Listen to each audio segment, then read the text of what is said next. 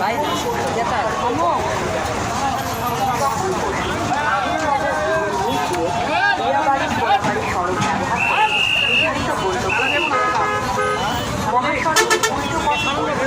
গরুটি এখন হচ্ছে ভবের খেপা খেপছে, গাড়িতে উঠানোরা বিক্রি হয়ে গেছে। গাড়িতে উঠানোর জন্য প্রচুর পরিশ্রম করা হচ্ছে, বাট কাজ হচ্ছে না। গরু যে পরিমাণ ফালাফালি করতেছে, লাইলা ইল্লান তো সমানে কিন্তু আল্লাহু আকবার। যাই হোক, খুব সুন্দর হয়েছে, সুন্দর হয়েছে।